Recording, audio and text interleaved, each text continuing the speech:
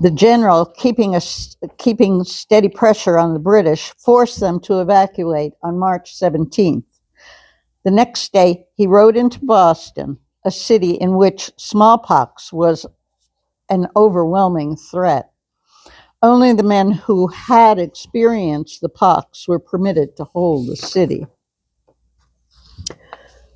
I was forced by Mr. Washington to take the smallpox vaccination if I wished to stay with my husband. I didn't realize how fortunate I was to survive this ordeal until a year later, when my younger sister died of the same, taking the pox, as it was called. Each June, all wartime activities would step up, and all the Army wives were bundled home until the following winter. Their lives were to revolve around the start of winter and summer for 8 years. Kitty, Mercy, and Martha were to meet in many headquarters: Cambridge, Middlebrook, twice in Morristown, and then Valley Forge. I arrived in Valley Forge on February 11, 1778. 11,000 men attempted to survive there in waist-deep snow. 3,000 were to die of disease, starvation, and exposure. Serious reversals had been suffered in the previous summer campaign. As a result, accusations were being leveled against the general. Plots against him were narrowly averted. One of these involved a series of forged letters supposedly written by General Washington that made him appear to be against independence. He had such a staunch sense of integrity. These incidents hurt the general greatly, all while he endured the sufferings and hardships inflicted upon his troops. A break in the gloom of the hard winter did not come until May 5th, when the general announced the long-awaited treaty with France. With the promise of foreign aid, hope rose for a speedy end to the war. Morale improved. Good weather at hand, we moved camp to Middlebrook for the summer's campaign. It was here I inadvertently became responsible for a camp joke. I had encountered Alexander Hamilton at Morristown. He was exceedingly handsome and quite a one for the ladies. At Middlebrook, I took it a handsome, ring-tailed stray cat. I named him Hamilton, Hammy for short. I didn't think naming a cat after a human being was insulting, certainly not like naming a human after a cat. Kitty Livingston, however, later informed me that Hammy, like his namesake, was a great fellow with the lady cats of the neighborhood, and implied that comparisons between the two were being made. This reminded me of a recently published book about a male cat named Tom who had no such reputation. I replied that my Hammy was well named. He was certainly not an Alex, but he was a Tom. The fifth Christmas arrived with little change in our troops' positions. Help from France was slow in arriving. Early in 1780, a British ship stopped at Mount Vernon while Martha was yet at camp. Mr. Lund, our overseer, correctly discerned that resistance was futile and civilly received the enemy, even serving the unwelcome guests refreshments. In return, thankfully, the British did not fire the buildings, but they did help themselves to whatever they liked. Funding in support of the Continental Army was critically short in 1780. I headed a massive women-led fundraising campaign that was used to provide clothing and other supplies to the troops. I personally donated $20,000 in October. The summer of 1781 was to be very different. General Cornwallis retreated with his troops to Yorktown. Here he could be surrounded. General Washington decided to take charge of the situation himself.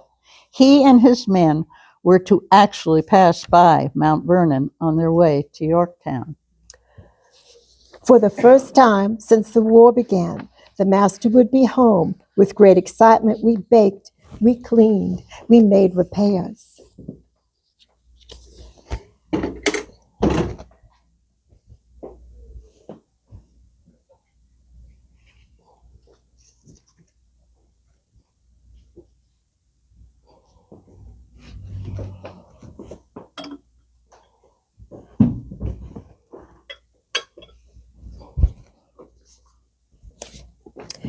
He arrived unexpectedly the night of September 9th after everyone had retired.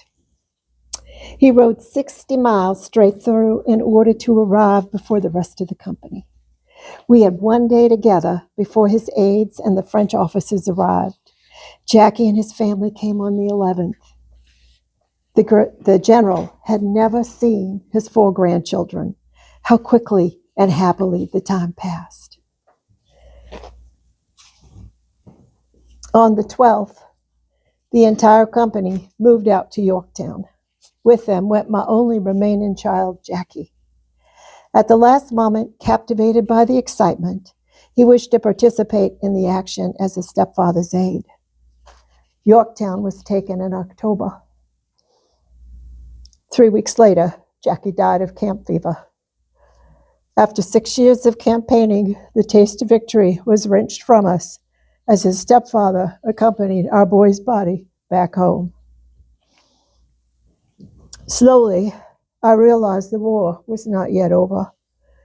2 more years of camp life were to follow before the treaty negotiations would grind to a halt and our troops could go home.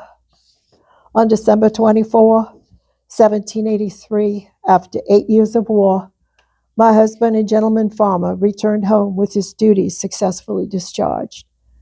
On Christmas Day, with our family and friends around us, for the first time since the war began, I realized we were at long last safe and free.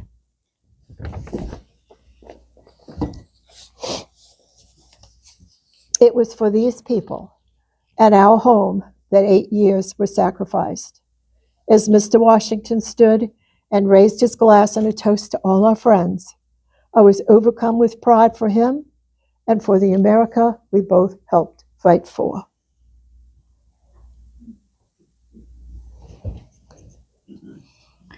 The Washingtons expected to remain at home in Mount Vernon and devoted themselves to raising Jackie's 2 youngest children, whom they adopted. This golden time was also short-lived. While George did not seek a position of leadership upon his retirement from the military, he did step up and become the first president of our country when prevailed upon. He and Martha devoted another 8 years in service to our country. While initially reluctant to assume the role of the First Lady, Martha once again stood by Mr. Washington, moving to the new state capital and serving as a political asset to her reserved husband, leveraging her welcoming and warm public image, including institutionalizing weekly Friday receptions. Less than 2 years after retirement, Washington died, leaving Martha a grieving widow. Before her death in 1802, she honored Washington's deed of manumission that freed the non-dower slaves upon her death by freeing them early, January 1st, 1801.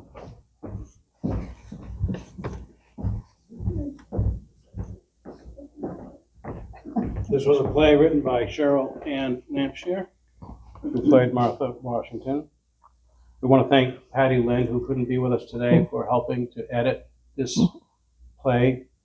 John Burrell, who played the character as the narrator. Now on to refreshments. Thank you.